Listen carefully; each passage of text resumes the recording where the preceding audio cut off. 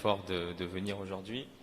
Donc petite présentation, donc moi-même c'est Dani Sassimali, je suis docteur en médecine générale et vous avez mon collègue à côté, Arif Alibaï, oncologue à la clinique.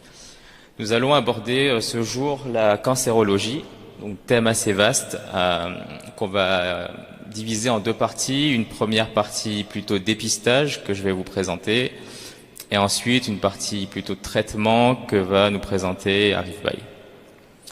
Pourquoi parler de la cancérologie? Premièrement, parce que c'est un problème majeur de santé, donc principale cause de mortalité dans le monde et en France, et parce que le nombre de cas augmente de plus en plus. Sur le petit schéma, vous voyez qu'en 1990, il y avait à peu près 125 000 cancers en France chez les hommes, pour 250 000, enfin quasiment 250 000 en 2023. Donc le nombre, il a doublé pour plusieurs raisons. Déjà parce qu'on est plus nombreux, on vit plus longtemps, mais aussi parce que le risque de cancer, il a augmenté de 20%. En gros, en 25 ans, on a 20% de risque supplémentaire d'avoir un cancer, dû à plusieurs facteurs. On est tous concernés, jeunes et moins jeunes. Le cancer ne concerne pas que la population âgée. Et on a tous quelqu'un dans notre entourage qui a eu un cancer ou qui a un cancer. C'est un sujet tabou. Souvent, quand on entend cancer, on a peur, on pense à la mort, on a des fausses idées, des informations qui circulent sur les réseaux ou ailleurs et qui sont pas forcément vraies. Et enfin, parce qu'il y a un intérêt à se faire dépister, c'est-à-dire que certains cancers sont dépistables, vous avez des dépistages qui sont mis en place, mais le problème, c'est qu'il y a un taux de participation à ces dépistages qui est vraiment insuffisant. Donc on loupe des cancers qu'on pourrait soigner. Dépister, ça veut dire quoi? Dépister, c'est rechercher une maladie chez une personne qui n'a aucun symptôme, c'est-à-dire une personne qui apparemment est saine. Contrairement à un diagnostic, on va rechercher une maladie chez une personne qui a des symptômes. En gros, si vous allez chez le médecin, vous dites que j'ai mal à la gorge et qu'il vous dit que vous avez une angine, là c'est un diagnostic, vous avez des symptômes. Le dépistage, c'est chez quelqu'un qui a priori n'a rien. Pourquoi c'est intéressant de le faire? Parce que plus on détecte tôt la maladie, et plus on va améliorer les chances de guérison et avoir moins de séquelles, avec souvent des traitements qui sont aussi mieux tolérés. En France aussi, il y a des dépistages qui sont pris en charge, donc on va en parler, qui sont pris en charge 100% par la sécurité sociale, déjà mis en place, simple à réaliser, donc il y a un intérêt important à le faire. Mais il faut savoir que tous les cancers n'ont pas de dépistage efficace, on ne peut pas dépister tous les cancers. Et aussi, le dépistage ne concerne pas tout le monde, c'est-à-dire qu'on ne va pas forcément faire des dépistages chez des enfants ou chez des adultes jeunes. Ça concerne une partie de la population.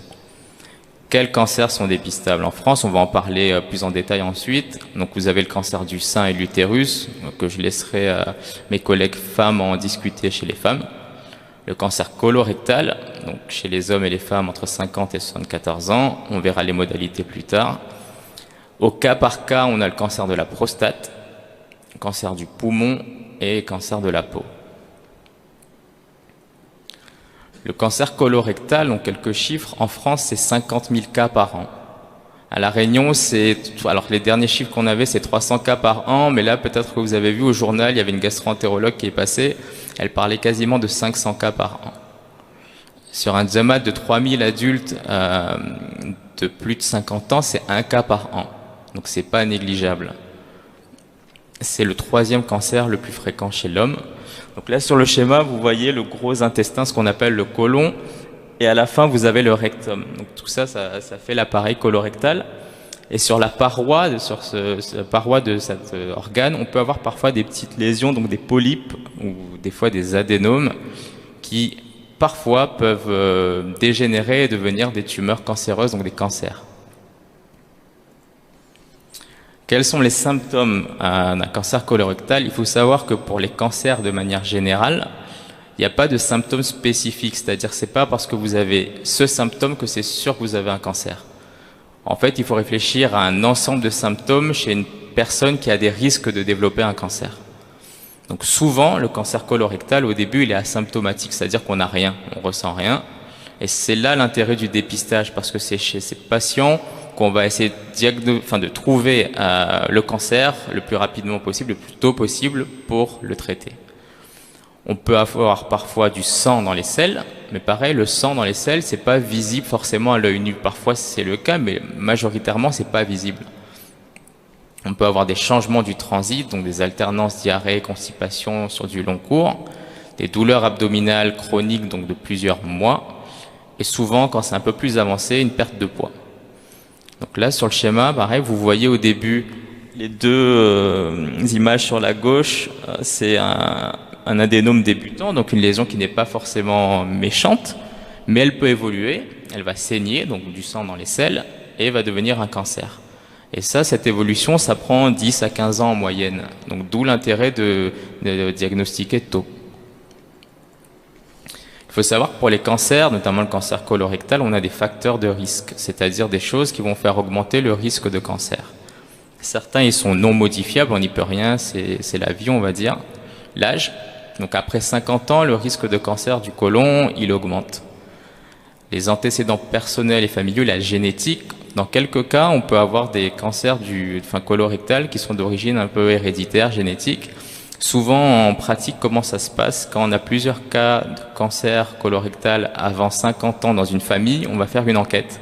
On va rechercher des gènes, des choses qui peuvent expliquer un risque de cancer plus élevé chez cette famille. Les MICI, en gros, ce sont les maladies inflammatoires chroniques de l'intestin. C'est des maladies qu'on peut avoir, donc maladies de Crohn, rectocolite hémorragique, qui peuvent également entraîner un surrisque de cancer colorectal. On a aussi des facteurs modifiables, et justement, c'est là-dessus qu'il faut agir, parce qu'on peut changer ce risque. C'est l'alimentation riche en viande rouge et pauvre en fibres. En fibres, c'est-à-dire les fibres, en fait, on les retrouve dans les légumineuses, les lentilles et les fruits et légumes. La sédentarité, c'est-à-dire l'absence d'activité physique ou l'activité physique pas assez importante. Le surpoids, l'obésité, le tabac, l'alcool. Et il y a des études qui montrent que même un diabète déséquilibré augmenterait le risque de cancer colorectal. On a aussi des facteurs protecteurs. Donc les facteurs protecteurs, c'est l'activité sportive régulière. C'est logique, hein. Là, si on a dit que le manque d'activité physique, il augmente le risque. Là, si on fait de l'activité physique régulière, ça permet de protéger aussi. Et l'alimentation équilibrée, riche en fruits et légumes et en fibres. Donc, pour le cancer colorectal, on a un dépistage qui est en place par la sécurité sociale. Il concerne, donc, comme on l'a dit plus tôt, les hommes et les femmes entre 50 et 74 ans qui n'ont pas d'antécédents, pas de symptômes au niveau colorectal. Donc les symptômes qu'on a dit plus tôt. Comment on le fait? En gros, on recherche du sang dans les selles via un test, on en parlera juste après. Et on le fait tous les 2 ans si les tests ils sont négatifs. Si jamais un test est positif, à ce moment-là, on adresse le patient vers le gastro-entérologue pour faire une coloscopie pour trouver en fait qu'est-ce qui saigne. Et pourquoi on le fait? Parce que le cancer, comme on l'a dit, souvent au début il est asymptomatique ou même quand il y a du sang, on ne le voit pas forcément et ça évolue lentement. Donc il y a un intérêt à prendre en charge tôt. Donc là, sur le schéma, vous voyez au numéro 1, en gros comment ça se passe en pratique. À partir de 50 ans, vous recevez un courrier de la part de la sécurité sociale dans votre boîte aux lettres qui vous invite à faire le dépistage. Avec ce courrier, vous pouvez aller chez le médecin, votre médecin généraliste ou même en pharmacie, récupérer un kit de dépistage. Donc c'est une pochette bleue. Avec cette pochette, en fait, vous avez pas mal de choses à l'intérieur. Comment ça se passe? Vous rentrez chez vous, vous allez, quand vous voulez aller aux toilettes, vous urinez bien d'abord, donc vous faites pipi. Une fois que c'est fait, en fait, dans le kit, vous avez un papier de recueil des selles. En gros, c'est un papier avec des autocollants que vous collez sur la cuvette. Vous faites vos besoins à l'intérieur, donc les selles vont rester dans le papier. Et vous avez un tube vert qui est compris toujours dans cette pochette. Et avec ce tube, vous avez une tige à l'intérieur.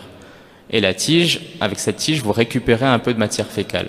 Donc vous récupérez, vous refermez bien le tube, donc la tige dans le tube, vous secouez le tube, et vous le mettez dans un sachet qui est déjà, pareil, fourni dans l'enveloppe bleue. Ce sachet, vous mettez dans une enveloppe. L'enveloppe, elle est également fournie dans la pochette bleue. Elle est déjà timbrée, il n'y a rien à faire. Il y a juste à mettre dans l'enveloppe. Et cette enveloppe, vous la déposez dans les boîtes jaunes de la boîte aux lettres. C'est vraiment simple. Ça dure même pas 30 minutes. Et ça, en fait, c'est envoyé à Saint-Pierre. C'est envoyé à Saint-Pierre, ils recherchent du sang dans les selles via des méthodes. Si jamais il n'y a rien, c'est normal, il n'y a pas de sang dans les selles, vous n'avez pas de retour. Tout va bien, vous continuez votre vie. Si jamais c'est positif, si on retrouve du sang dans les selles, votre médecin traitant, il va être informé, il va vous reconvoquer pour vous adresser vers le gastro-entérologue pour faire par la suite une coloscopie et rechercher qu'est-ce qui saigne. Si ça saigne, ça ne veut pas forcément dire que c'est grave. Ça peut être quelque chose de bénin qui nécessitera une surveillance. Ça peut être un cancer débutant. Il faut savoir qu'en ce moment, ce mois-ci, c'est le mois de mars bleu. Ils en ont parlé dans les infos. En gros, tout ce mois de mars, vous pouvez récupérer ces pochettes bleues si vous entrez dans les critères de dépistage. Donc, comme on a dit, entre 50 et 74 ans sans antécédents. Vous n'avez pas besoin du courrier. Vous pouvez aller directement à la pharmacie, récupérer ce kit de dépistage et le faire directement chez vous. Donc c'est important, ça prend très peu de temps et ça peut être vraiment décisif. Ensuite, le cancer de la prostate, pareil, quelques chiffres. À La Réunion, c'est à peu près 400 cas par an. En France, 60 000 cas. Mais surtout, c'est le cancer le plus fréquent chez l'homme. Et bon, je pense qu'Arif pourra confirmer, ces chiffres ne sont pas près de diminuer. Les symptômes, pareil, on n'a pas de symptômes spécifiques, mais on peut avoir des difficultés à uriner, un jet urinaire plus faible, des brûlures ou une gêne urinaire, ou du sang dans les urines. Vous voyez là, le petit organe en rouge, c'est la prostate. Vous avez la vessie en bleu juste au-dessus, et après vous avez un canal, c'est l'urètre qui achemine les urines. Et en fait, ce qui se passe, si on voit qu'il y a une lésion dans la prostate, elle va venir un peu comprimer l'urètre ou parfois même la vessie, et c'est pour ça que ça donne des difficultés à uriner ou parfois les urines qui sont bloquées. Et ça peut irriter les voies urinaires, donc l'urètre, et faire donner du sang, donc pareil, du coup, du sang dans les urines. Ce sang, il n'est pas forcément visible aussi. Donc parfois, on ne se rend pas compte, mais on peut avoir du sang dans les urines. Pareil, pour le cancer de la prostate, on a des facteurs de risque, modifiables ou non, l'âge. Donc toujours, après 70 ans, on a plus de risque de faire un cancer de la prostate. Les antécédents familiaux et la génétique, pareil, on peut avoir des cas de cancer de la prostate d'origine un peu héréditaire, génétique, ça reste très rare. Et l'origine ethnique. En gros, on voit que les personnes d'origine africaine ou asiatique ont plus de risques de développer des cancers de la prostate. Pourquoi? C'est encore indécis, les études sont en cours, mais voilà, c'est un fait. Aussi, le tabac, il augmente le risque de cancer de la prostate plus agressif. On a quelques expositions professionnelles dans certains métiers à risque. Et pareil, des études ont tendance à prouver que l'obésité et un certain type d'alimentation, donc viande rouge, charcuterie, produits laitiers, augmentent le risque d'avoir un cancer de la prostate. Le dépistage, donc contrairement au cancer colorectal, pour le cancer de la prostate, on n'a pas de dépistage systématique. C'est-à-dire que vous n'allez pas recevoir un courrier de la part de la sécurité sociale vous disant d'aller faire le dépistage. Pourquoi? Parce qu'on a vu que c'est un cancer déjà de l'homme âgé, donc plus de 70 ans, qui évolue lentement. Donc on ne sait pas forcément s'il y a les études sont un peu contradictoires. Est-ce qu'il y a un intérêt à dépister tout le monde? Parce que parfois, ces gens qui auront un cancer de la prostate vont simplement décéder de vieillesse, en fait. Mais en pratique, comment ça se passe? Souvent, après discussion avec le médecin traitant, on fait un dosage de la PSA. Donc c'est une prise de sang où on va doser la PSA, donc l'hormone qui est produite par la prostate. Et il y a aussi un intérêt à faire un toucher rectal. Pourquoi? Parce que là, on peut le voir sur le schéma. En venant faire un toucher rectal, on vient palper la prostate et on peut détecter s'il y a une anomalie, donc une lésion, une tumeur. En pratique, le toucher rectal n'est pas forcément fait systématiquement après 50 ans. Souvent, comment ça se passe, c'est que le médecin traitant, enfin votre médecin, il va faire un dosage de la PSA. Si elle est anormale, il va vous prescrire une imagerie, souvent une échographie de la prostate, et en fonction, vous adressez vers un urologue.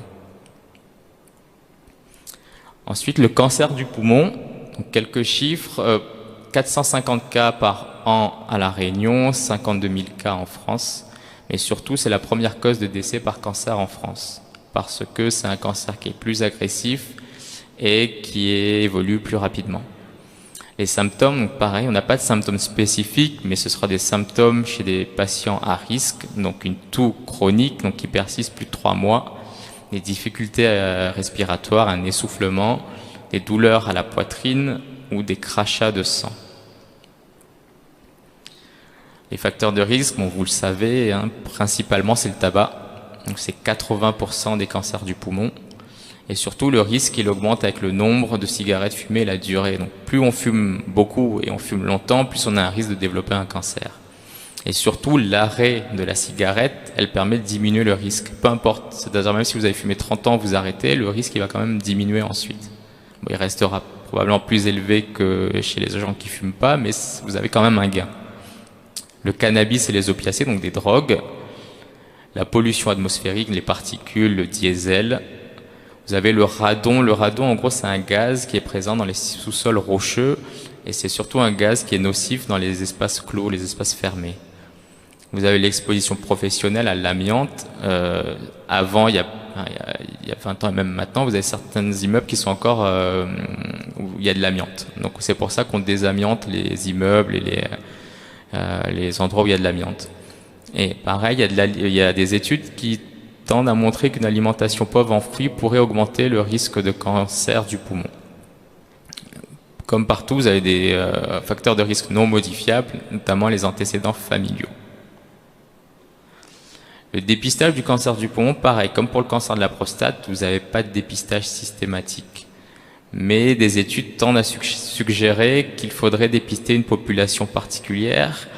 C'est les patients entre 50 et 74 ans qui ont fumé ou qui fument toujours plus de 15 cigarettes par jour pendant au moins 25 ans ou plus de 10 cigarettes par jour pendant au moins 30 ans.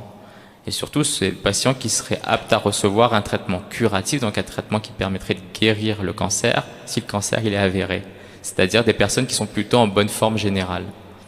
Et surtout, enfin, des patients qui souhaitent se sevrer, qui souhaitent arrêter la cigarette. On ne va pas traiter forcément un patient qui va dire non, je continue à fumer.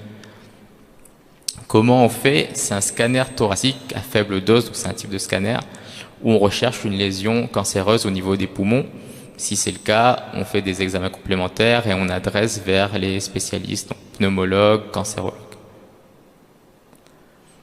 Enfin, le cancer de la peau, là on va parler du mélanome. Le mélanome, en gros, c'est un des types de cancer de la peau, on a d'autres. Mélanome, en gros, c'est un grain de beauté qui dégénère et qui devient un cancer. À La Réunion, c'est à peu près 100 cas par an, mais ce qui est important, c'est que c'est un des cancers les plus fréquents chez l'adulte jeune, donc moins de 50 ans. Les symptômes, en gros, du coup, c'est une lésion cutanée suspecte, c'est-à-dire un grain de beauté suspect. Comment on dit qu'il est suspect? En fait, on a des critères, ce qu'on appelle les critères ABCDE.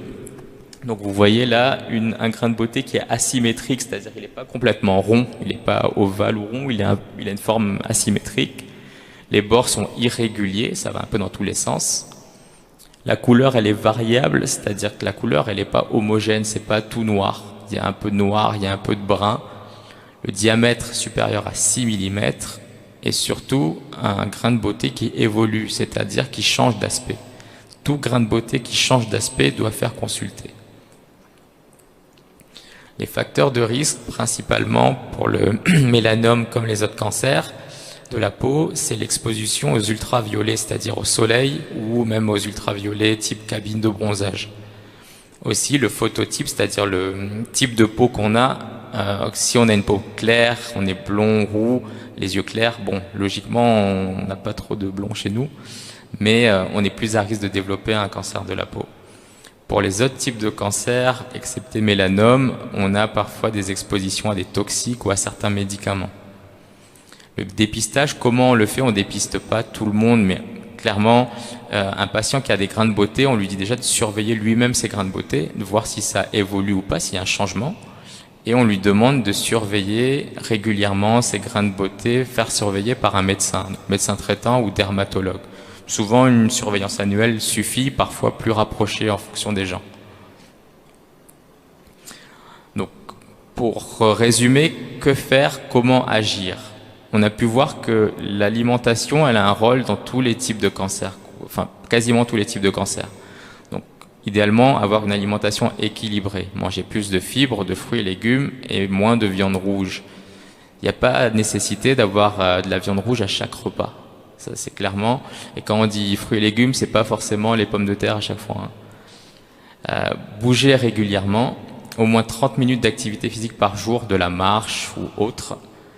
Éviter les expositions à risque et les toxiques, arrêter le tabac. Le tabac, il intervient dans quasiment tout type de cancer. Même pour le cancer de la peau, le tabac, il accélère le vieillissement cutané. Donc, dans tous les cas, le tabac, l'arrêter, ce sera toujours bénéfique. Éviter les polluants dans la mesure du possible, l'alcool également. Et avoir un suivi médical régulier, faire ses dépistages. En gros, plus un cancer il est détecté tôt, plus on a des risques de guérison, les chances de guérison qui sont importantes. Vous avez des tests de dépistage qui sont en place, qui sont faciles à réaliser, qui sont gratuits. Il n'y a pas de raison de ne pas les faire. Voilà, merci beaucoup. Bon, vu qu'on a un peu de temps, si déjà vous aviez des questions sur cette partie, n'hésitez pas. Le taux de guérison pour un cancer du poumon. Bonne question. Alors, ça répond. Alors, c'est une question piège, Yamine, parce que comme dans tout type de cancer, tout dépend du stade auquel tu détectes ta maladie. D'accord? Alors, a fortiori, si tu détectes une maladie, je pense ce dont tu parles, un cancer du poumon qui est traitable et dont on peut espérer la guérison, on est sur des taux qui sont tout à fait honorables, hein. On tourne autour de 70% de guérison, mais c'est à prendre avec des pincettes parce que même dans les maladies qui sont locales ou loco-régionales, il y a différents stades de maladie et là aussi ça peut varier entre stade 1 et un stade 3, ce ne sera pas forcément les mêmes données. Mais on est quand même sur des chances de guérison qui sont assez élevées. Et en plus tu prends l'exemple d'un cancer qui n'est pas forcément le meilleur des cancers, on va dire.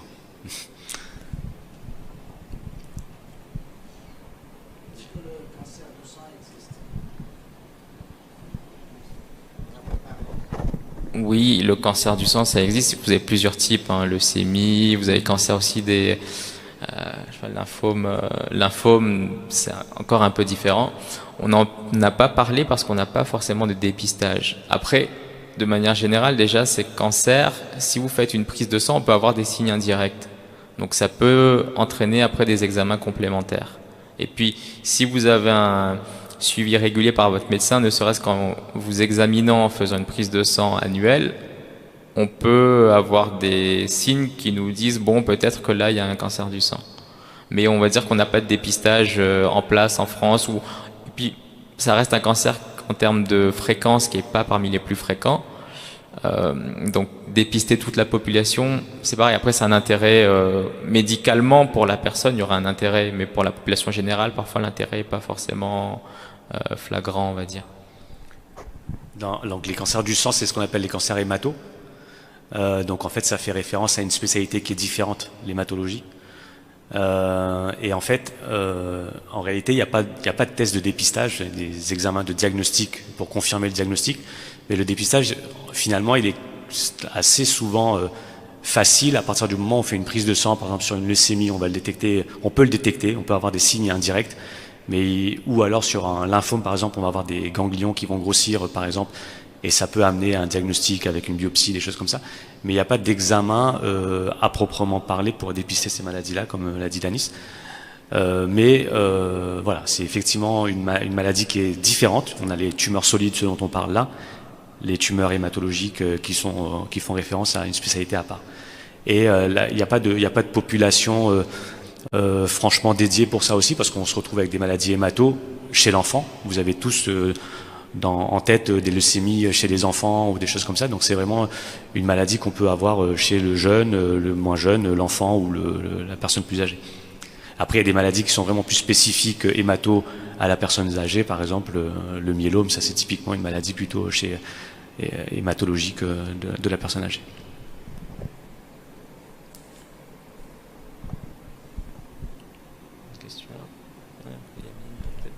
Il y a quelqu'un qui a posé la question en off de la prise en charge du cancer de la prostate. Alors, donc ça fait partie déjà des grandes maladies dépistables. Alors c'est effectivement pas recommandé par l'assurance maladie de manière nette comme examen de dépistage, mais alors déjà dans dans le dépistage du cancer de la prostate, les symptômes apparaissent souvent à un stade un peu tardif parce que ça atteint une zone de la prostate qui n'est pas forcément symptomatique, dans le sens où les difficultés à uriner ou les autres symptômes qu'on a vus là apparaissent peut-être dans une situation où la maladie déjà a un peu grossi. Elle peut rester localisée sur la prostate mais avoir grossi avant que les symptômes apparaissent, alors que le dosage du PSA peut être élevé et donc amener vers le diagnostic de cancer de la prostate avant même d'avoir les symptômes. Donc c'est pour ça que c'est un sujet qui est déjà controversé parce que, comme l'a dit Danis aussi, finalement le diagnostic de cancer de la prostate ne doit pas forcément amener coûte que coûte à un traitement. On a le temps, parce que le temps que la maladie prostatique devienne vraiment agressive, on a plusieurs années.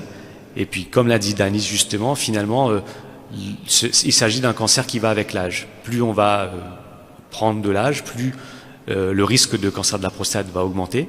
Alors moi, dans mes vieux cours, quand j'étais étudiant en médecine, il y avait une phrase qui m'avait marqué: 100% des hommes de 100 ans ont un cancer de la prostate. Alors je ne sais pas si c'est vrai ou faux, mais c'est en tout cas pour bien faire comprendre que c'est une maladie qui va forcément arriver, plus on va prendre de l'âge, mais elle n'est pas forcément extrêmement péjorative ou agressive. Ensuite, concernant la prise en charge, alors juste une petite parenthèse, on ne va pas trop rentrer dans le détail, mais là aussi, un peu comme la question de Yamine, tout dépend étroitement du stade auquel on découvre la maladie. Chez quelqu'un qui a fait un dépistage de PSA par le médecin traitant, où on découvre une maladie qui est localisée, qui reste minime, etc., on va pouvoir aller traiter cette maladie par de la chirurgie, de la radiothérapie, éventuellement de l'hormonothérapie, et on va s'en débarrasser. Par contre, quelqu'un qui s'est négligé, qui finalement, chez qui on va découvrir un cancer de la prostate avancé métastatique, ben là, le sujet sera différent. On aura un pronostic qui sera forcément beaucoup plus altéré. On va s'arrêter là sur les questions, parce qu'on va passer sur la deuxième partie, du coup, pour la régie. Je pense qu'il faut on peut lancer la partie commune. Donc là, on est sur une partie qui est transmise également chez les femmes. Et l'objectif est de parler de manière succincte et brève, sans rentrer trop dans les détails sur les principes du traitement justement de la pathologie cancéreuse. Je vais le faire. Pourquoi parler de ça? L'idée n'est pas de vous faire un catalogue des traitements, hein, c'est pas du tout l'objectif. L'objectif, c'est surtout de dédramatiser un petit peu la situation. On se retrouve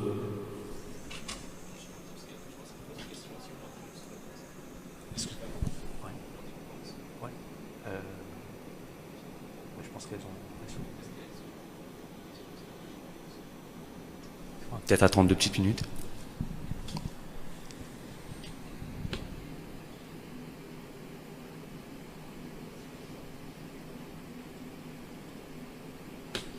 Bon, je vais quand même avancer. L'idée donc de ce topo là, c'est pour bien faire prendre conscience aux gens que avant de penser à la difficulté liée au traitement, il faut surtout ne pas oublier la difficulté liée à la maladie. Et aujourd'hui, on se retrouve dans beaucoup de situations. Alors, il y a des biais qui sont liés à la prise en charge de la pathologie cancéreuse, le stade auquel on va découvrir la maladie, qui va conditionner beaucoup finalement notre pronostic. Mais au-delà de ça, il y a des biais temporels qui peuvent être par exemple des retards au diagnostic pour différentes raisons techniques par exemple, et éventuellement des biais aussi qui sont de l'ordre du déni. Et je vois souvent des patients qui arrivent en consultation, en première consultation, avec une maladie qui a évolué depuis plusieurs mois, où les personnes n'avaient pas le temps de s'en occuper, parce qu'on est tous pris un peu dans notre quotidien qui va à vitesse grand V, et finalement n'avaient pas le temps de s'en occuper. Ils avaient d'autres priorités, les priorités familiales, les priorités professionnelles, etc. Et finalement on arrive à un moment donné sur un diagnostic dont on ne peut plus se cacher. Et malheureusement, finalement, ces diagnostics-là, un peu tardifs, amènent à des pronostics qui sont parfois effroyables. Et on a aussi certain type de patients qui finalement viennent nous voir un peu tardivement parce que la chimiothérapie, ça fait peur. En fait, on a encore une fois tendance à oublier que il y a quelque chose qu'on oublie avant tout, c'est la maladie qui doit faire beaucoup plus peur que le traitement. Et il ne faut pas se cacher derrière un coupable qui est le traitement ou celui qui va l'administrer. Donc c'est important pour moi, je pense, qu'on aborde un petit peu le sujet thérapeutique. Avant tout, donc c'est ce qu'on a déjà un petit peu abordé dans les deux, trois questions qu'on a eues, c'est nos ressources thérapeutiques vont dépendre étroitement, effectivement, du stade auquel on va découvrir la maladie. À partir du stade, on va déterminer nos objectifs de traitement. Donc quand on fait le diagnostic d'une maladie cancéreuse, il y a toujours tout un bilan, ce qu'on appelle un bilan d'extension qui est fait pour savoir s'il s'agit d'une maladie qui est localisée ou une maladie métastatique. Alors pour que ce soit assez clair pour tout le monde, l'idée d'une maladie... Alors parfois on se retrouve avec des discours où les gens me disent « Ah, mon père il a eu un cancer du côlon, il a eu un cancer du poumon, il a eu un cancer de l'os. » Ce qui n'est pas ou quasiment pas techniquement possible. En fait, les gens ont tendance à confondre un petit peu tout. Très souvent, il s'agit d'une maladie. Un cancer est développé toujours aux dépens d'un organe. Donc, on l'a vu, le cancer du côlon donc, est développé aux dépens du côlon, de la prostate, etc. Donc, ça n'apparaît pas dans le vide. Ça apparaît à partir d'un organe où il y a des cellules qui vont devenir anormales et proliférer pour que ça devienne un cancer. Mais un des critères d'agressivité de la maladie cancéreuse est lié à sa capacité à diffuser, donc à passer par voie sanguine ou par voie lymphatique pour amener d'autres lésions à distance ou des ganglions à distance ou atteindre d'autres organes, par exemple le foie, le poumon, l'os qu'on veut, qui seront toutes ces localisations des métastases de la même maladie. Donc on parle bien d'une même maladie, mais à un stade avancé, à un stade métastatique. Donc il faut bien distinguer la maladie cancéreuse au stade localisé, dont l'objectif va être la curabilité, l'objectif va être la guérison, et l'enjeu des panels de traitement, l'ablation de la maladie et éventuellement les traitements systémiques, à savoir la chimiothérapie la plupart du temps qu'on va administrer en plus, sera pour limiter au maximum le risque de récidive de la maladie. Je m'explique brièvement, on a parlé rapidement tout à l'heure des stades, enfin on en parle. Vous avez dans les stades locaux ou locaux régionaux les stades 1, 2, 3, pour faire de manière assez simple. Vous avez une maladie stade 1 qui est vraiment très localisée où le traitement va être exclusivement ablatif la plupart du temps.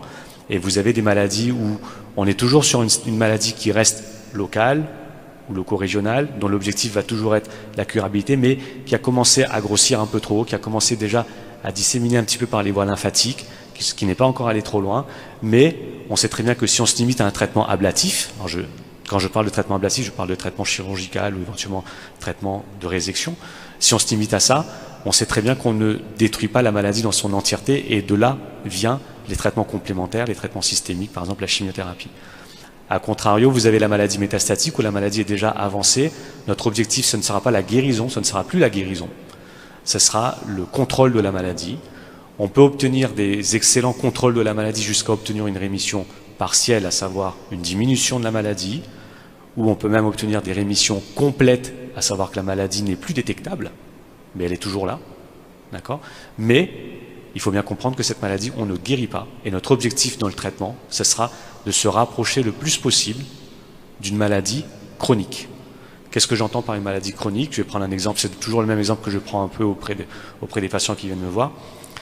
L'idée est de se rapprocher du plus possible du schéma d'une maladie type diabète ou hypertension. On ne peut pas comparer ces maladies, on ne va pas comparer un cancer avec un diabète évidemment, mais c'est pour comprendre la philosophie dans laquelle on va se placer. On va chercher à mettre en place un traitement avec un objectif de contrôle de la maladie, avec un traitement qui sera le mieux supporté possible, le plus longtemps possible, l'objectif étant de gagner le plus de temps possible. Donc forcément, à partir du moment où on parle de maladies localisées avec un objectif de curabilité ou de maladies métastatiques avec un objectif de contrôle de la maladie, les acteurs de santé ne seront pas les mêmes. Je parlais de traitement ablatif par exemple pour une maladie localisée, donc forcément on va parler de chirurgie. On va prendre l'exemple du cancer du côlon, le premier des traitements sera la chirurgie pour enlever une partie du côlon où il y a la maladie tumorale. Alors juste une parenthèse, on ne se limite jamais à opérer juste la tumeur. On prend toujours une grosse marge de sécurité parce qu'on n'est pas à l'abri d'un début de dissémination qui n'est pas détectable forcément. Donc on va parler de traitement chirurgical. Éventuellement, si le traitement chirurgical n'est pas possible, par exemple dans le cancer du poumon, où on est sur des maladies qui peuvent être locales, un peu volumineuses, mais toucher certaines zones dans le thorax qui peuvent limiter la possibilité chirurgicale, on peut basculer sur un autre traitement ablatif qui va être par exemple la radiothérapie. Ou par exemple pour le traitement du cancer de la prostate. Dans tout ça, je vous ai dit, en fonction du stade, la plupart du temps, on va accompagner ce traitement ablatif par des traitements systémiques, donc de la chimiothérapie ou autre. Et à côté de ça, vous avez les traitements, donc des maladies qui sont avancées, maladies métastatiques, où le principal acteur sera l'oncologue médical qui va pouvoir vous proposer des traitements généraux, ce qu'on appelle les traitements systémiques. On n'est plus sur un traitement focalisé, chirurgical ou radiothérapie qui va cibler une zone, mais on va plus être sur un traitement qui va être administré pour que ce soit distribué dans l'organisme, dans son entièreté, et aller attaquer la maladie là où elle se situe, partout où elle se situe. Donc c'est ce qu'on appelle les traitements systémiques, donc c'est ce que tout le monde entend communément comme étant de la chimiothérapie, ce qui n'est pas forcément le cas. Alors un petit diagramme juste pour vous illustrer qu'il faut absolument faire attention à ne pas confondre les maladies. On a parlé des cancers de la prostate, on a parlé des cancers des poumons. Vous avez là typiquement justement les deux extrêmes des maladies en fonction de leur pronostic. Vous avez tout en haut justement du diagramme les cancers de la prostate, tous stades confondus, avec des très bons. Donc c'est un diagramme japonais, hein, mais ça c'est exactement la même chose partout. Donc vous avez par exemple le cancer de la prostate avec des excellents taux de survie. Donc c'est tous stades confondus, attention. Hein. Et à côté de ça, vous avez par exemple le cancer du pancréas dans le bas de l'échelle, le cancer du pancréas ou les cancers de la vésicule biliaire, etc. Donc des cancers qui sont heureusement plus rares, mais au pronostic qui sont quand même plus souvent effroyables. Alors ça permet en même temps de rebondir un petit peu sur ce que nous a dit Danis, c'est que vous voyez dans le haut du tableau, vous avez finalement les maladies pour lesquelles sont proposés aujourd'hui des dépistages de masse. Donc c'est aussi ça, pas que, mais c'est aussi ça qui explique pourquoi vous avez des pronostics qui sont meilleurs sur ces maladies-là, parce que forcément, elles sont dépistées plus tôt. À côté de ça, il faut aussi bien comprendre qu'un cancer n'est pas un cancer d'un organe n'est pas forcément comparable à un autre cancer du même organe. Je m'explique. Vous avez là, par exemple, sur les courbes de droite, c'est des courbes de survie d'un cancer du sein. Vous avez la courbe de survie en bleu qui concerne le cancer du sein, récepteurs hormonaux positifs, HER2 négatif, je ne rentre pas dans les détails, et à côté de ça, vous avez la courbe en rouge, le cancer du sein, ce qu'on appelle basal-like, à savoir triple négatif. Les courbes sont complètement séparées, complètement différentes. On est en train de parler d'un cancer du sein, mais avec des sous-types histologiques de cancer du sein qui ne sont pas du tout les mêmes et qui ne donnent pas du tout les mêmes pronostics. Donc le message dans tout ça, c'est attention à ce que nous dit notre voisin. Moi, j'ai eu telle maladie, on m'a traité comme ça, comment ça se fait que chez toi on fasse ça? Moi, j'ai eu le cancer du sein, on m'a traité en faisant de la chirurgie en premier et puis la chimiothérapie derrière. Pourquoi toi on te fait la chimiothérapie avant et moi... Donc attention, les maladies ne sont pas comparables et les sous-types de maladies ne sont pas comparables non plus. Donc c'est un danger auquel on est tous confrontés, il faut absolument faire attention à ça. Je ne rentre pas dans les détails, mais grosso modo là on parle de traitements systémiques, donc on n'est pas sur les traitements focaux type chirurgicaux ou traitements par radiothérapie, mais vous avez donc on a tous en tête l'idée de la chimiothérapie, mais en réalité notre panel thérapeutique est quand même beaucoup plus large que ça. Vous avez la chimiothérapie dont l'objectif est effectivement d'empêcher la réplication. Alors on a tous l'image que c'est quelque chose qui va détruire la maladie, les cellules cancéreuses. C'est pas exactement comme ça fonctionne, mais en tout cas le principe se rapproche, c'est surtout empêcher la réplication de ces cellules. Vous avez le principe de l'immunothérapie, dont on entend beaucoup parler et de plus en plus, qui est de permettre à son propre système immunitaire de pouvoir se mettre en action et de lutter contre la maladie. Vous avez des traitements ciblés type hormonothérapie ou des traitements qui vont cibler certains récepteurs qui vont engendrer le signal de réplication de cellules. On a des armes aussi qui vont agir sur les instabilités du génome des cellules cancéreuses. En fait, les cellules cancéreuses, elles se développent parce qu'il y a une fragilité dans leur génome, enfin, il y a une anomalie dans leur génome qui leur permet de développer certains gènes, soit qui vont être pourvoyeurs de cancer, soit de détériorer certains gènes qui protègent des cancers. Donc à partir du moment où il y a cette faiblesse un peu génétique, on a aussi des armes qui vont justement attaquer un peu la maladie sur cette faiblesse et provoquer finalement la mort cellulaire de ces cellules cancéreuses qui sont déjà fragilisées un petit peu. Et ensuite, vous avez d'autres types de traitements, ce qu'on appelle les traitements anti-angiogéniques, le but étant d'essayer d'assécher un petit peu les tissus tumoraux en évitant au maximum la fabrication de vaisseaux, parce que tout tissu vivant a besoin de vaisseaux pour apporter ce qui est nutriment pour la vie de ces cellules-là. Donc les traitements antigéniques vont empêcher la fabrication de ces néo-vaisseaux. Ce qu'il faut retenir, c'est qu'aujourd'hui, le cancer n'est clairement pas une fatalité. On a la majorité des cancers aujourd'hui sont traitables, sont curables. Ça dépend effectivement étroitement de la précocité du diagnostic.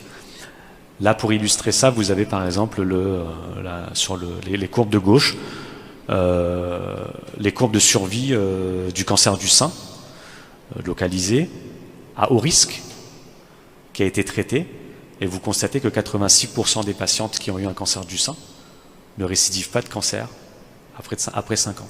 86%.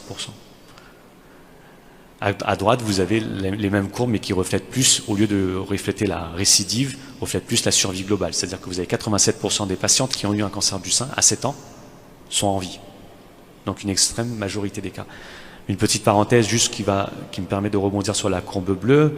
Mes collègues pharmaciens pourront en témoigner, mais vous avez des nouvelles thérapeutiques qui sortent de plus en plus, qui coûtent cher. Ce n'est pas juste pour le bienfait de l'industrie pharmaceutique. C'est aussi parce qu'il y a des données statistiques qui nous permettent justement de mettre ces traitements et qui vont se modifier au fur et à mesure. L'objectif étant toujours d'améliorer un petit peu nos taux de survie. Donc là par exemple sur la courbe en bleu, vous avez un traitement qui est sorti il y a quelques années de ça, l'abemaciclib, qui permet d'optimiser nos survies globales sur le cancer du sein. On était à j'arrive pas bien à dire, mais on était à 76% de survie, de survie sans récidive à 5 ans, on passe à 86%, donc c'est un gain de près de 8%, ce qui n'est pas négligeable, 8% dans une population de cancer du sein. Donc il faut absolument adhérer, en tout cas du mieux possible, aux propositions de combinaison de traitements quand on vous les propose, parce qu'il y a des données statistiques derrière qui sont robustes. Et donc on a parlé de la maladie cancéreuse localisée dont l'objectif est encore aujourd'hui le dépistage tôt, la détection rapide pour pouvoir aller chercher la guérison. Et on a l'autre pendant qui est le cancer malheureusement avancé, localisé, mais qui aujourd'hui doit faire aussi de moins en moins peur. En tout cas, c'est ce qu'il faut intégrer, parce que avec les traitements qui sortent aujourd'hui, c'est de moins en moins une fatalité aussi, ou en tout cas, on veut encore une fois se rapprocher de plus en plus vers une maladie la plus chronique possible. Quelques exemples là, pour que vous ayez un ordre d'idée.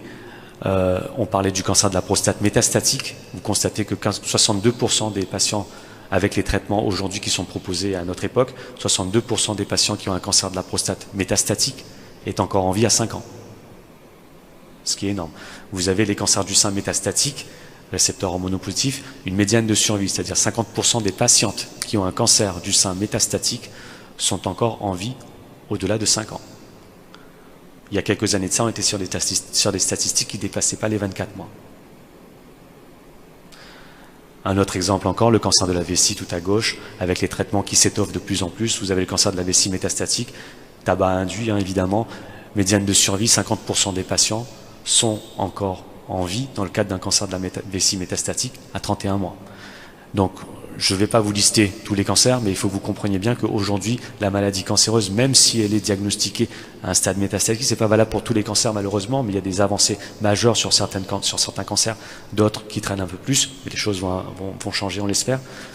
Mais on avance beaucoup, et il ne faut surtout pas avoir peur des traitements, parce qu'on n'est pas en train de parler de quelques semaines de vie, on est en train de parler d'années de survie.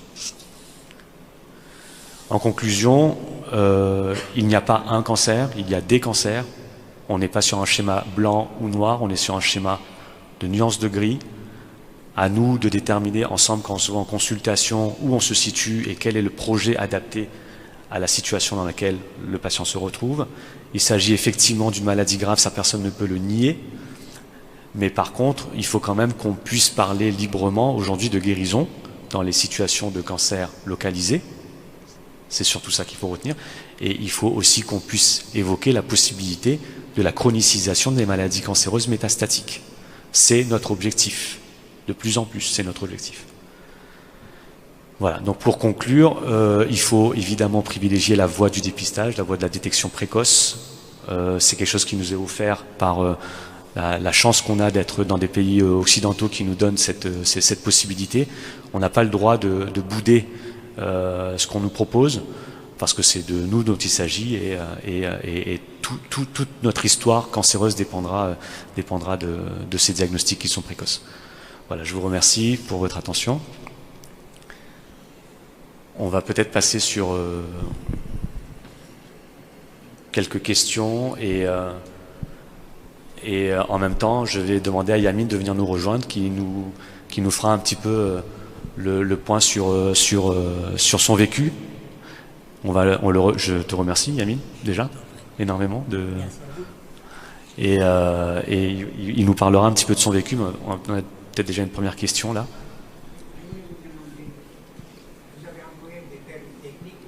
Je suis désolé, j'ai essayé de vulgariser au maximum, mais...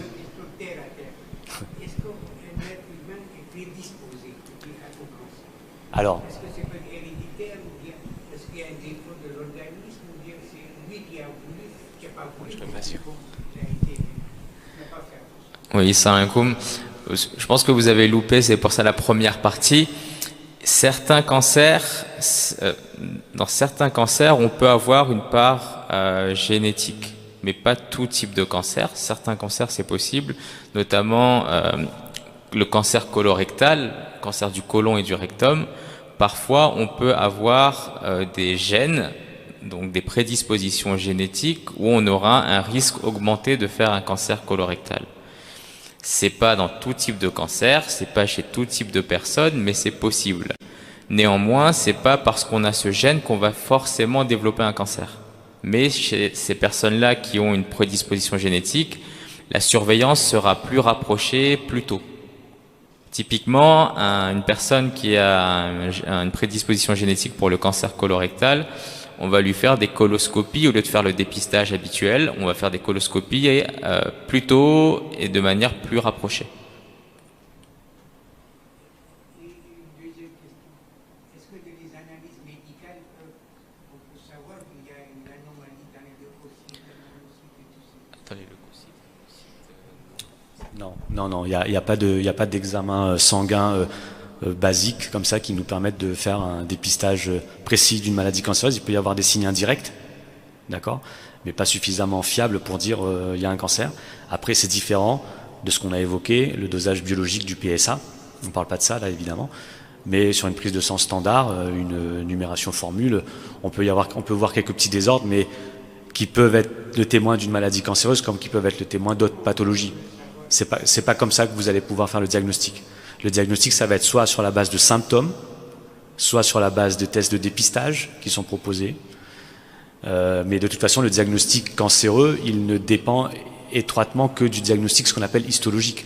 Vous avez une boule, enfin une masse qui apparaît quelque part, qu'on sent ou qu'on détecte sur un examen d'imagerie, un scanner, une échographie, et le diagnostic ne se fera qu'après une biopsie où on pourra analyser les cellules cancéreuses. C'est que comme ça qu'on a le diagnostic cancéreux de précision, qui est indispensable. On peut pas, alors j'en profite, une petite parenthèse, on ne peut pas arriver et dire j'ai probablement un cancer du côlon, ou j'ai probablement, l'exemple encore plus simple, j'ai probablement un cancer du sein, je ne veux pas faire la biopsie, quel est le traitement que vous proposez? Non, parce qu'on a vu tout à l'heure, je vous ai donné l'exemple, il n'y a pas un cancer, il y a même dans un organe, il y a des sous-types de cancer, et les sous-types de cancer, les pronostics ne sont pas les mêmes et les traitements ne seront pas les mêmes. Donc il est obligatoire à chaque fois qu'on a une suspicion de maladie cancéreuse, d'avoir un diagnostic de certitude histologique avec un prélèvement qui nous permette, de confirmer que c'est bien un cancer, et de deux, d'avoir le sous-type qui nous permettra de déterminer le traitement qui sera adéquat par rapport à ça. Vas-y.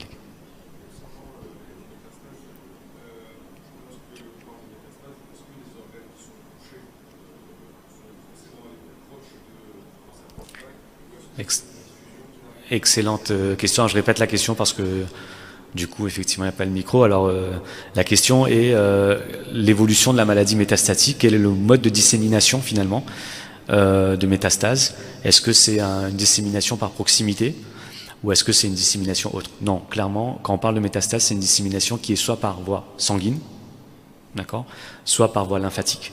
Donc c'est pour ça qu'on se retrouve, par exemple, je vais prendre un exemple bateau, vous avez un cancer du sein avec des métastases au foie, il n'y a pas de connexion, et par contre il y a une distribution juste au niveau sanguin. Alors les cancers ont leur atteinte préférentielle, on ne sait pas pourquoi. Un cancer du sein va disséminer de telle façon, alors qu'un cancer de la prostate va disséminer de telle autre façon plutôt, et va toucher plutôt préférentiellement par voie toujours sanguine tel autre organe en métastase, alors que, tu vois, donc il y a des différences à ce niveau-là, on ne l'explique pas pourquoi, mais en tout cas, il y a une dissémination par voie sanguine, ça c'est...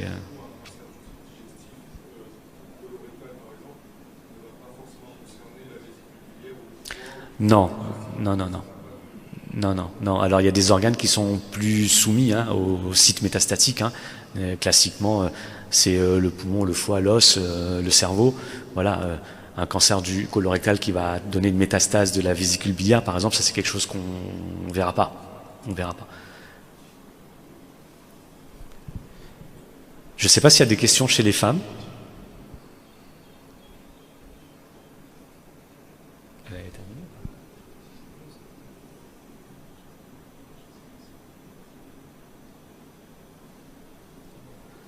Je ne sais pas si Chanel, tu nous entends? Non? Bon. Je vais juste passer la parole du coup à Yamine rapidement. Donc Yamine est passée par cette étape tumorale qui a été assez compliquée dans les différentes étapes, que ce soit au diagnostic ou au traitement. On ne va pas rentrer dans le détail de sa maladie, c'est pas ça l'objectif. C'est surtout, là l'idée était on a un patient partenaire. C'est une nouvelle chose qui apparaît de plus en plus. C'est une histoire économique, ça nous permet d'avoir moins de soignants et on prend les patients comme soignants pour qu'ils nous partagent un petit peu son expérience et son vécu sur tout ça. Et peut-être qu'ils nous challenge aussi sur des questions et j'attends aussi peut-être certaines questions de nos étudiants en médecine qui devraient nous challenger un peu plus. Salam alaikum Madé. Alors merci beaucoup d'abord à Arif et Danis de m'avoir donné l'opportunité de partager mon expérience. Moi, je vais vous raconter sous forme d'histoire comment ça s'est passé, comment j'ai eu le cancer et comment j'ai souffert, surtout. Alors, en fait, c'était un soir, j'ai découvert une masse dans mon corps et je trouvais ça anormal. Donc, moi, je me suis dit, je vais faire une téléconsultation en visio avec un médecin et ce médecin, il m'a dit, écoute, la première chose qu'on va faire, c'est une prise de sang. Le lendemain, je suis allé au laboratoire pour faire ma prise de sang et l'infirmière qui m'a dit non, moi je te fais ta prise de sang, mais va directement aux urgences. Je vais aux urgences, je me fais opérer de cette masse-là. Tout d'abord, on ne sait pas, les médecins ne me disent pas que c'est un cancer et ils ne le détectent pas non plus. C'est au bout de 2 semaines quand j'ai eu quand j'ai dû revoir mon médecin, c'est là qu'il m'a dit Monsieur Sileman, on a une mauvaise nouvelle, c'est que vous avez un cancer. Et je lui ai dit ok, est-ce que c'est grave? Un cancer c'est toujours grave, Monsieur Sileman. Ok, est-ce que ça s'est métastasé? Il m'a dit on ne sait pas encore. तुम्हारा भाई ने बदीने बोला उसके आम से हालत तुम्हारा भाई की हमारा दोस्त से आरिफ करीने तो इन्हें फोन कर तुम तो रखते ना तो आरिफ ने moi ça m'a permis de faire une très belle connaissance et Arif ouais, après on est parti au Hajj ensemble ensuite. Donc j'appelle docteur Arif et je lui parle de mon cancer. Et alhamdoulilah, il m'a tellement aidé dans cette étape-là. Il m'a pris des rendez-vous pour faire des scanners, des PET scans, etc. Et on s'est rendu compte que le cancer c'était assez métastasé. Pas non plus dans un stade final, mais un petit peu, on va dire. Et Et du coup, donc devait Arif, soutient le protocole. Arif, il me dit, ben écoute, le protocole, ce sera pour ton cancer, pour ton type de cancer, c'est que tu viendras à l'hôpital une semaine, tu vas dormir à l'hôpital. Lundi, tu auras 3 chimios. Mardi à vendredi, tu auras 2 chimios par jour. Le week-end, tu te reposeras. Lundi, tu auras une chimio. Pas tu te reposeras une semaine. Lundi, tu auras une chimio.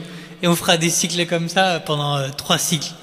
Et les mani ne marbairi ça met to joina. Comme même tu soutio. Mais on a commencé le traitement. On a commencé la première chimio. To mane to gain thaina pili chimio ma. Bijo દિવસ છે મને કે થાઈના મારા ભાઈ એવું નોર્મલ નથી ત્રીજી શીમ્યો કર્યા ને હું અહીંયા કાવો ટોટલ મારા સામે જોવાય ના અને હું આરીફને પાછું બોલાવ્યો આરીફ આ તો બહુ મહેનત કરે છે તો કે c'est bien તું મને કીધો તો આપણે તને દવા દેશું વધારે તને ઉછરે છે તો આપણે તને દવા દેશું એના માટે તું faible છે તો એના માટે આપણે દવા દેશું અને plus je lui en parlais que c'était dur plus on avait des traitements à côté qui faisaient que ça soulageait. Donc le premier cycle c'était assez dur. Le deuxième cycle on savait les médicaments qui m'aidaient pour que on kao que je batte cette maladie un peu plus facilement et ça devenait de plus en plus facile en fait. Et au final en fait au bout du 3e cycle au bout de quelques semaines, j'ai commencé à rétablir automatiquement. Petit à petit, j'ai guéri en fait. Moi, j'ai vraiment envie d'apporter un point là-dessus. Qu'est-ce qui m'a vraiment c'est les fausses idées.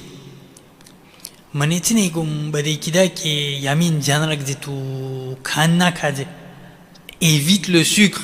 Le sucre, ça nourrit le cancer. To બધી વાત સાંભળે આપણે તમને કરશે ને તો હું આરીફને પૂછ્યો પહેલાં તો હું પહેલો cycle ને હું એકદમનું ધ્યાન રાખતો હતો મારા કફેમાં ખાંડ ના કરો હું ગતો બધી ખાઈ તો હું ના ખાઉં કોકા પીએ તો હું ના પીઉં અને હું એકદમનો ફેબલ થઈ જતો હું આરીફને પૂછ્યું આરીફ આ સાચી વાત છે કે સુક્ર ના ખવાય આપણે ખાંડ ના ખાઈ શકીએ તો તને કોણ કીધું છે કે donc de bonnes માણસો c'est une idée reçue નાઈ કે જલસા કરી કે તો et à partir de ce jour-là j'ai commencé à bien manger, je me suis gavé de gâteaux, j'ai pris du coca, et automatiquement en fait on combat la maladie beaucoup plus facilement. Après on n'est plus dans cette limitation de soi en fait.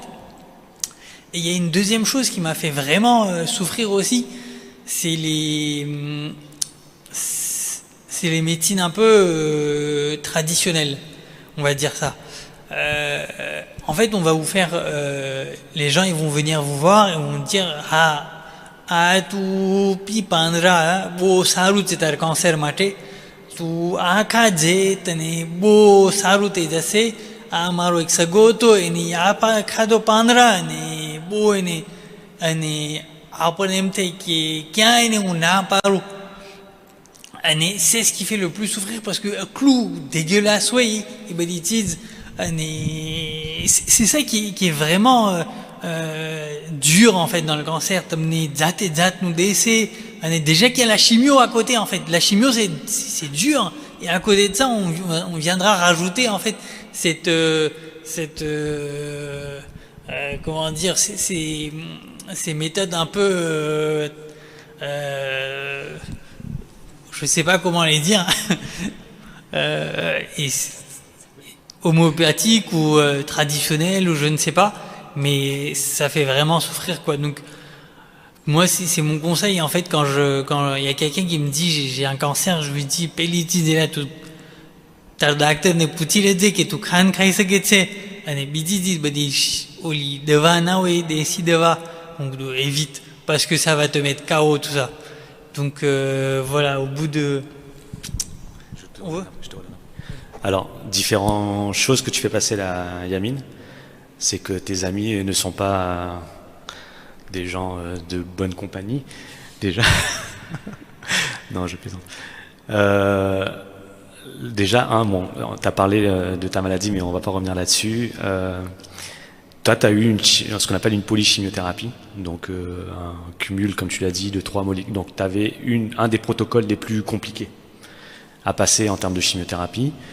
En général, c'est pas aussi lourd, mais c'est parce que nos objectifs étaient nobles chez toi qu'on s'est forcément donné les moyens.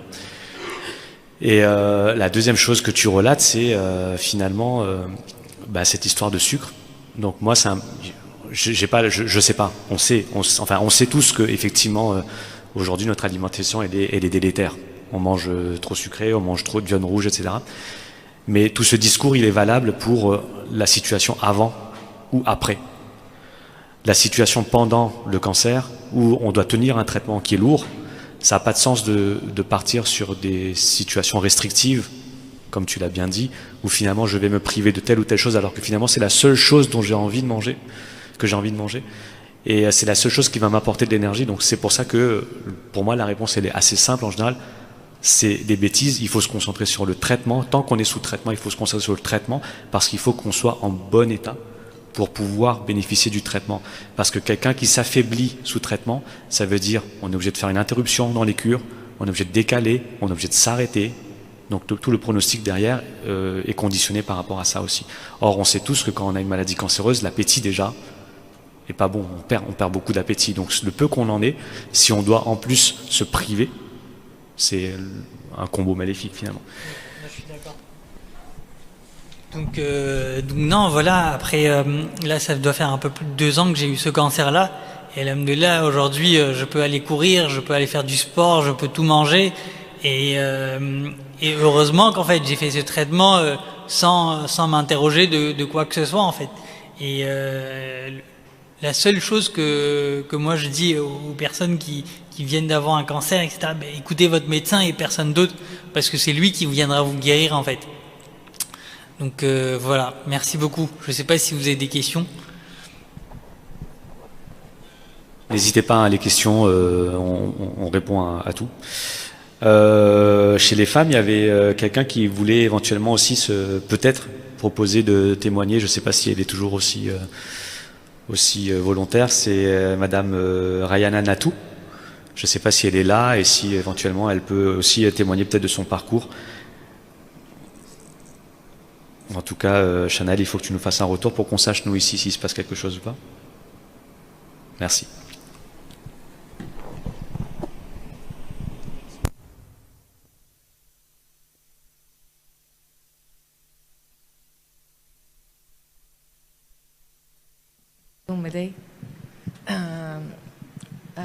Oui, Bimari m'a passé Tahiti, c'était en l'an 2022. Ne koizat no mane oluno tu que mane signe noti kayam seulement maru luatu mammographie mar contrôle tu ne on contrôle mategay pari farwanet ne la mane dekan ilo ko ye mammographie kairu to ilo ko ke amne kay barabar nat dekatu ham પછી બસ એ લોકોએ કીધું કે અમે આની અપ્રોફોન્ડી કરે ને એ લોકોએ biopsie કર્યું તો એ કે ના જરાક વધી ગયું છે ને આને ઓપરેશન કરવું જોશે પછી બસ ડૉક્ટર કીધું કે bon હું આને ઓપરેશન કરીશ પણ હું એની સાંય કાઢીશ નહીં એમ એનું આખું એન્સર્કલે કરી નાખીશું ને પણ પેલું કે જ્યાં કે હું એને ઓલું કરીશ કે જ્યાં કે એ શિમ્યો કરે કારણ કે અમારા બધાય ચાચા કે ફૂઈ બધાય કેન્સરમાં છે બધાય કેન્સરમાં ગયા છે ને il y a 5 cousines અમે બધી કેન્સરમાં તો એ કે તારો choix જો તને ના કરવું હોય tu laisses mais પણ danger છે એમ પછી ઓપરેશન કર્યું મને ને encercler કરી નાખ્યું પોતાએ છાતીમાં પણ સાંય ના કાઢી એમ ને ça va મને પરવારો પછી après un mois et demi Toulouse oncologue hôpitalમાં Toulouseમાં મને chimio ચાલુ કર્યા né 6 chimio et 19 radiothérapies. Les là, ça va, on va se contrôle matsu, né à Marcello CM, né 5 ans sous 10 mané, d'ava didi lokoye, que 5 ans sous 10, tout sous traitement réel. Né tous les 6 mois contrôle, né tous les ans mammographie. Né jusqu'à là, ça va pas, parce que symptômes réguliers, c'est que pagmane bajai nam jarakam lu થઈ જાય કે જાણ કે ખોટા થઈ ગયા છે પગ ને એવી રીતના એમ જરાક થોડાક સિમ્પટોમ રહી ગયા છે પણ મેં સવા બસ શિમિયોમાં જરાક પ્રોબ્લેમ હતો પણ વાંધો ના આવ્યો એમ જરાક મહેનત પડી પણ વાંધો ના આવ્યો મને en plus de ça મને tous les après chimio après 2 jours મને એ લોકો નસ્તર મારતા હતા પેટમાં pour stabiliser les leucocytes. Ouais. Ben, ça va abandonner vous, mais ben, ça doit. Merci beaucoup, Kudafis.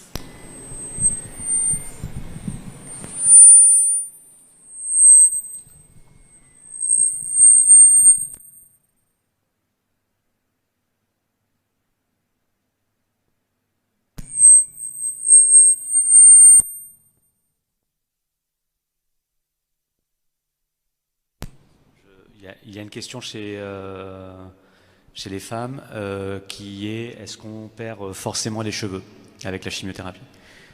Alors je ne sais pas de quoi on est en train de parler. Parce que alors, je suppose qu'on est en train de parler de cancer du sein. Je suppose qu'on est en train de parler de chimiothérapie en lien avec le cancer du sein. Et pour répondre simplement à la question aujourd'hui, s'il y a une indication à faire une chimiothérapie, c'est pas une obligation, hein, tout dépend. Tout dépend évidemment du stade auquel on découvre la maladie, de l'âge, du statut ménopausique, préménopausique, etc.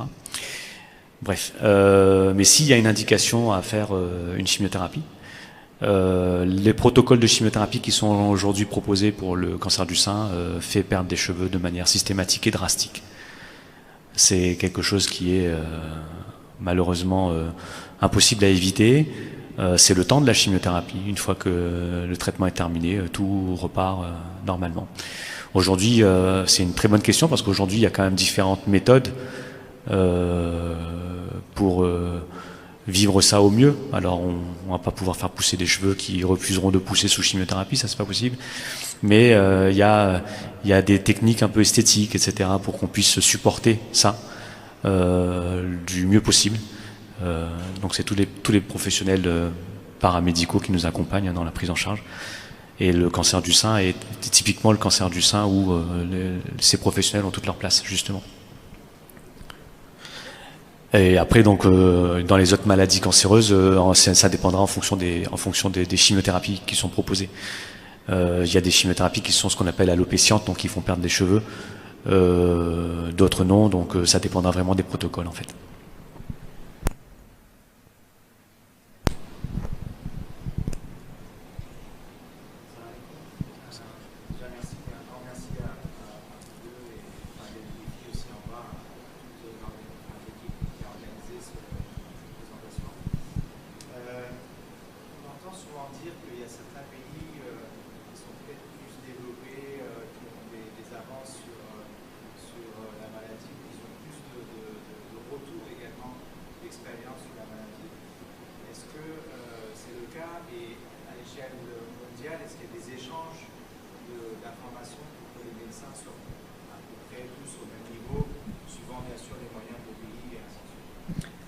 Alors, excellente question. Donc la question était...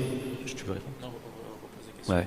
La question était, est-ce que nos pratiques vont être les mêmes en fonction des régions? Est-ce que, par exemple, pour parler de manière franche, partir en Inde n'est pas mieux pour se faire traiter que de se faire traiter à La Réunion ou en France? La réponse est clairement non. Pour moi, la réponse est évidente.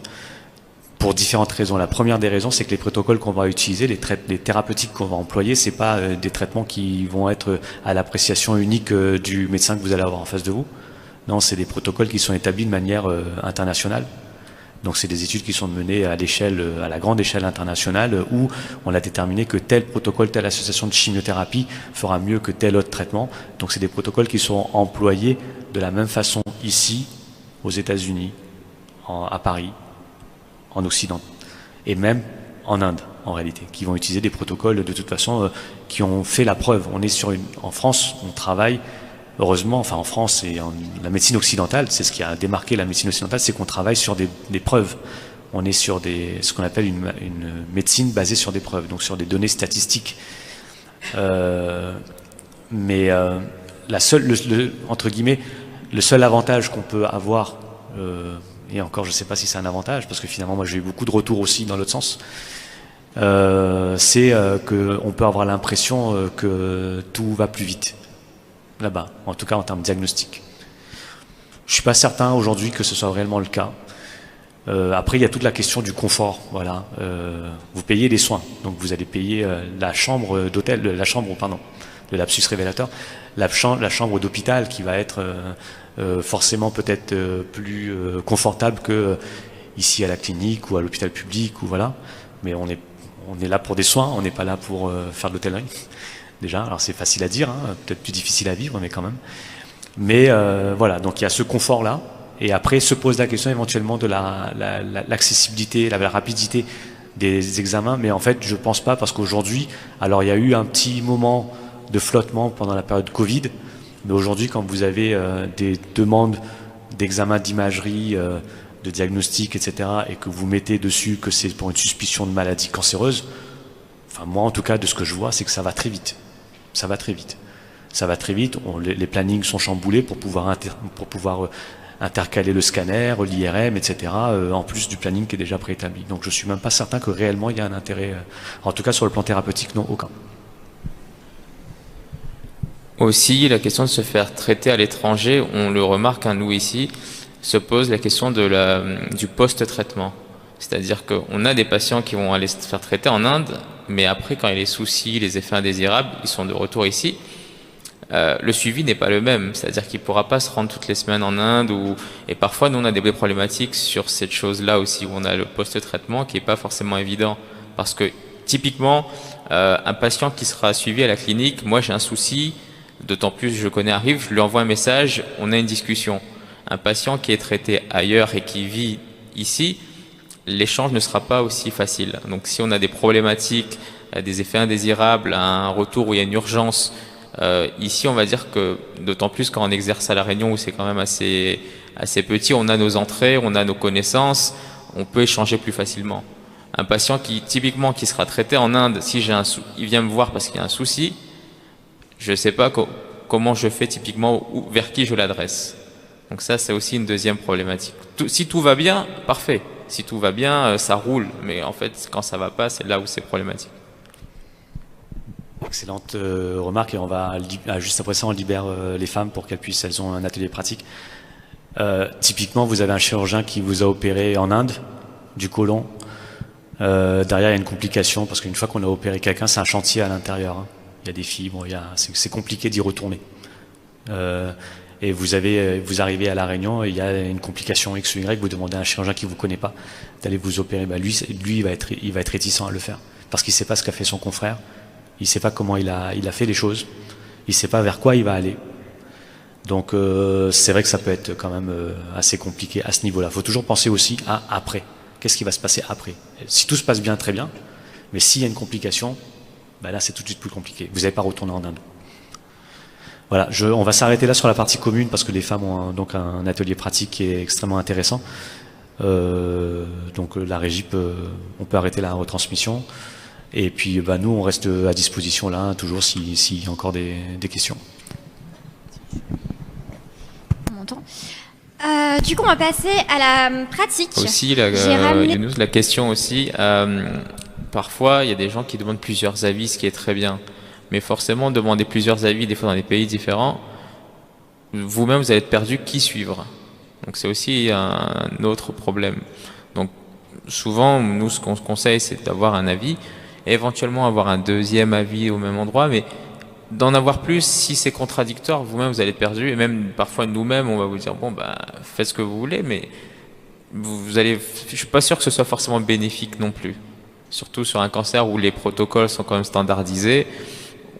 Logiquement, si l'oncologue dit qu'il faut faire ça, il n'y a pas de raison qu'un autre va dire complètement le contraire. Parfois, il peut y avoir des petites différences de molécules, mais on va dire que la base est la même. Donc, au final, avoir plusieurs avis, ce sera rarement contradictoire.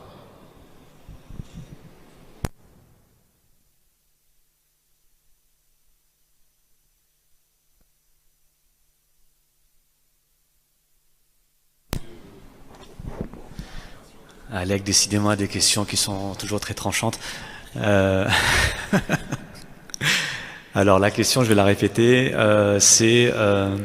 donc là, on a abordé la question des protocoles qui sont standardisés, et quid, finalement, des protocoles d'exception. Alors, qu'est-ce qu'on entend par protocole d'exception? Déjà, moi, j'ai différents niveaux de réponse à ça, et c'est aussi lié à mon parcours. Alors, à partir du moment où on a un diagnostic qui est établi d'une maladie cancéreuse avec un protocole de traitement qui est proposé, qui a fait sa preuve, il n'y a aucun intérêt pour soi d'aller chercher quelque chose d'expérimental. Tout ce qui est expérimental n'a jamais fait la preuve de quoi que ce soit, alors qu'il y a le traitement qui est standardisé a déjà fait sa preuve. Par contre, effectivement, une fois qu'on a avancé sur les traitements, on a parlé, là je parle typiquement de la maladie cancéreuse métastatique, où le projet de traitement est un projet de traitement à long terme avec l'objectif de garder sa maladie, de conserver sa maladie, la contrôler la plus longtemps possible. Donc on va être amené, un peu, je prenais l'exemple du diabète, mais c'est un peu la même chose là, on va proposer un premier type de traitement. À un moment donné, le traitement va perdre de son efficacité, on va devoir passer sur une deuxième ligne de traitement, et puis ainsi de suite, troisième ligne de traitement, etc. Il y a des recommandations qui sont claires, on va dire, de manière assez schématique pour les 2-3 premières lignes de traitement. Après les 2-3 premières lignes de traitement, si vous avez un patient qui est en bon état général, en bonne situation physique, et mais qui n'a pas répondu au traitement que vous avez proposé, et que vous êtes un petit peu dans une impasse thérapeutique, où ce que vous allez proposer, vous savez pertinemment que finalement ça va être, entre guillemets, un peu de bricolage, essayer de ce qui pourrait se faire de mieux dans ce qui reste de conventionnel. Peut-être dans ces situations-là, aller chercher ce qui se fait en termes d'essais thérapeutiques. Pourquoi pas? Ou alors il faut que ce soit, si on veut le faire plus tôt, il faut que ce soit des essais thérapeutiques qui sont robustes. En tout cas, les essais thérapeutiques ne se font pas localement. En tout cas, jusqu'à aujourd'hui, ça ne se fait pas localement. Donc ça veut dire partir à Paris, à Lyon, dans un centre de cancérologie. Donc ça veut dire souvent déménager, parce que vous n'allez pas arriver là-bas et loger à l'hôpital. Il faut arriver, il faut loger quelque part, bénéficier des traitements. C'est des protocoles qui sont lourds en termes de mise en place, hein, pas que le traitement, hein, mais juste en termes de mise en place.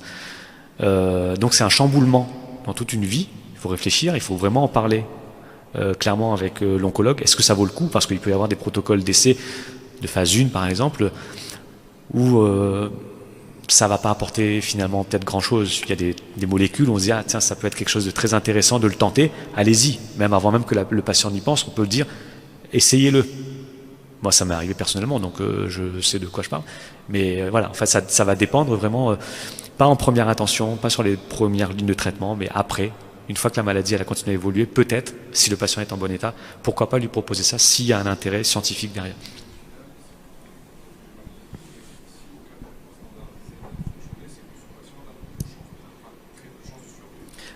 Dans tous les cas, la maladie cancéreuse, attention, maladie cancéreuse localisée, guérison. Maladie cancéreuse métastatique, chronicisation. Donc on sait très bien que de toute façon, à un moment donné, ça ne fonctionnera plus.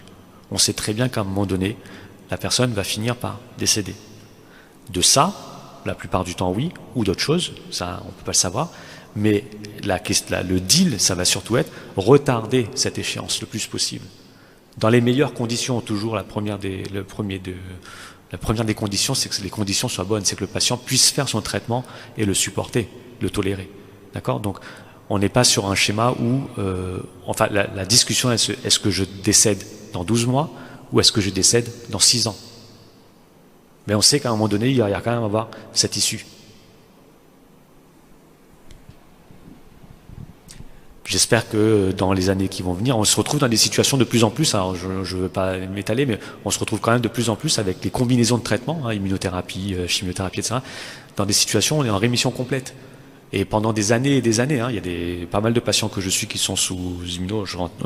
La question n'est pas le débat de l'immunothérapie, mais qui ont une maladie qui est indétectable depuis plusieurs années. Et même aujourd'hui, on a tendance à se poser la question. Le débat, il est même presque plus là. On est sur une maladie où on nous a toujours appris qu'une maladie cancéreuse métastatique est une maladie dont on ne guérit pas. Donc avec un traitement qui doit être poursuivi au long cours. Aujourd'hui, la question, le débat a tendance à se déplacer. On est dans des maladies, des traitements où la maladie est indétectable sur les examens d'imagerie qu'on fait, donc on est en rémission complète. Pendant plus de 2 ans, aujourd'hui on est amené parfois à proposer l'arrêt des traitements. Alors on n'osera pas encore parler de guérison, parce que c'est un gros mot dans notre... c'est trop risqué. Mais ça y ressemble, quand même.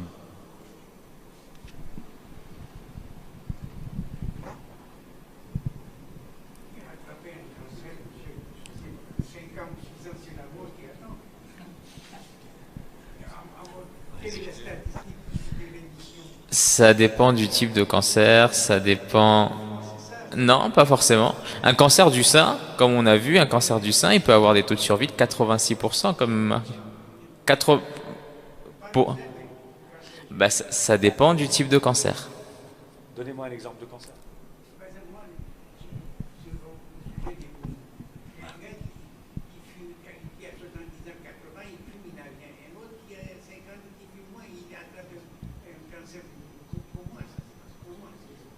En tout cas, ce que je constate, c'est que les deux ont fumé. Dans tous les cas. Déjà. Donc il y a déjà un premier facteur de risque, c'est le tabac. Ils l'ont tous les deux. Après, malheureusement, effectivement, il y en a un qui est plus jeune et qui a eu moins de chances que celui qui est plus âgé. Ça, je peux pas l'expliquer pourquoi.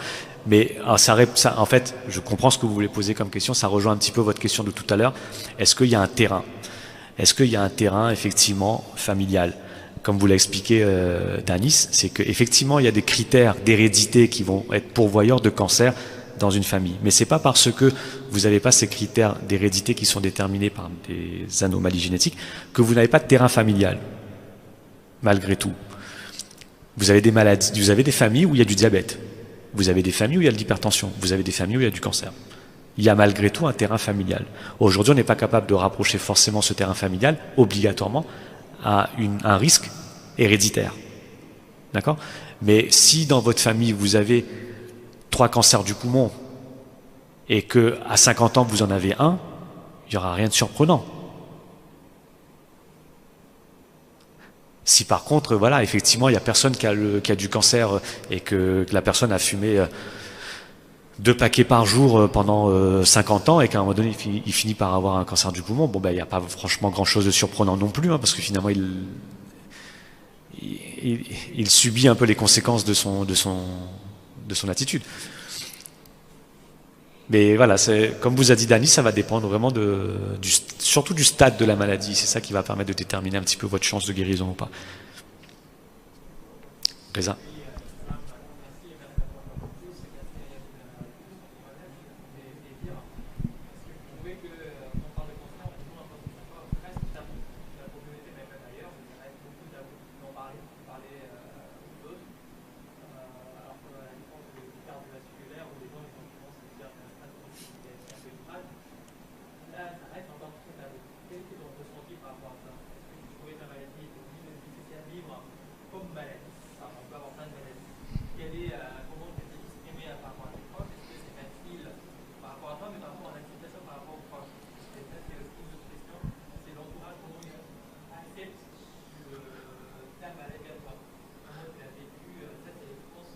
C'est délicat hein, comme question. Alors la question est finalement le vécu chez nous de ce diagnostic de cancer, chez nous ou ailleurs. Est-ce qu'aujourd'hui on est toujours encore sur ce schéma un peu fataliste voilà, j'ai cette maladie, je suis estampillé cancer et malheureusement ma vie est foutue.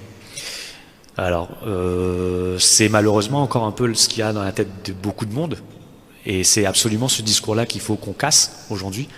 La maladie cancéreuse aujourd'hui n'est pas une fatalité, ça va dépendre étroitement, mais comme dans toute pathologie hors cancer, hein, je veux dire, tout dépend aussi du stade. Dans le même, on va parler d'insuffisance respiratoire. Quelqu'un qui a pas de cancer mais qui a une maladie pulmonaire avancée n'aura pas la même survie que quelqu'un qui a une maladie respiratoire beaucoup moins importante. Ça dépend du stade.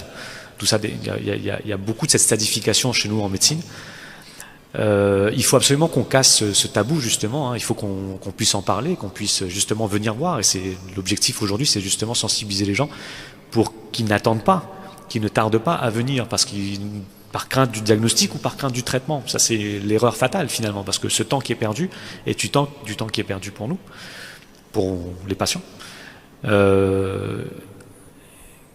Je sais pas, j'ai pas de réponse à proprement parler pour briser cette difficulté d'appréhension, hein, de la maladie, mais à part en parler, à part dédramatiser au maximum, à part parler avec les gens qui sont passés par là, comme on l'a fait là avec Yamine, etc., qui donnent un petit peu leur version. Non, attention, on a une vision encore de la maladie d'il y a 20 ans. Sauf que maintenant, cette maladie, elle évolue de jour en jour, en fait. Les traitements évoluent de jour en jour. Ça va trop vite. Ça va trop vite pour moi. Donc ça va beaucoup trop vite pour vous, en fait. Et c'est ça qu'il faut retenir. C'est une maladie c'est une pathologie qui est en évolution majeure, en fait. Et les traitements, surtout. Je ne sais pas si j'ai répondu à ta question. Pour compléter, ouais, typiquement, nous, quand on évoque cancer, on a l'impression que le patient, il se dit c'est foutu. Alors que c'est pas forcément le cas. Limite, on a l'impression qu'une personne préfère avoir un AVC qu'un cancer, alors qu'en termes de handicap, parfois un AVC, ça peut être plus handicapant, avec une vie qui sera pas la même, tandis qu'un cancer localisé va être probablement curable. Mais oui, c'est encore tabou, c'est-à-dire pour la famille, pour les proches, c'est typiquement la personne, c'est foutu. Alors qu'on a des preuves que non, on a une preuve ici que c'est pas forcément le cas. Et pour rebondir un peu ce que nous demandait le Massa, on a tous un risque de cancer, c'est-à-dire tous on a potentiellement un risque de cancer, on a des cellules qui se répliquent parfois mal et qui peuvent entraîner une tumeur, etc. Le but, nous, c'est surtout de diminuer ce risque au minimum, c'est-à-dire avoir une hygiène de vie idéalement la meilleure. Typiquement, dans notre communauté, l'hygiène de vie, elle est pas top. Il faut être honnête, l'hygiène de vie, elle est pas top, que ce soit déjà par alimentaire, de par sportive. Donc déjà de là, on augmente notre risque d'avoir un cancer. Il faut être terre à terre. Avec l'hygiène de vie qu'on a actuellement, on augmente le risque d'avoir un cancer. Donc déjà, si on le fait diminuer, on arrive à changer ce qui est modifiable, on a une surveillance, on se fait ces dépistages, on diminuera au plus que possible notre risque d'avoir un cancer, ou à défaut, on va le détecter assez tôt pour pouvoir le traiter. Donc c'est pour ça que le cancer, c'est pas forcément c'est foutu. Mais si on fait rien pour changer ça, qu'on n'a pas de suivi médical et qu'en fait on consulte quand on a une masse qui évolue depuis 3 ans, parce que quand je vous dis ça, c'est pas sorti nulle part, c'est des cas que nous on voit au cabinet, des patients qui ont une masse depuis 2 ans et qui n'ont pas consulté avant parce que bon, c'est pas grave, en gros ça passe, ça ira, ça rentrera dans l'ordre. Non, pas que. Donc c'est important. Donc c'est pour ça, en fait, il y a des choses pour faire en sorte que justement on brise cette idée que le cancer c'est foutu. Il y a moyen de faire autrement et de changer cette réflexion.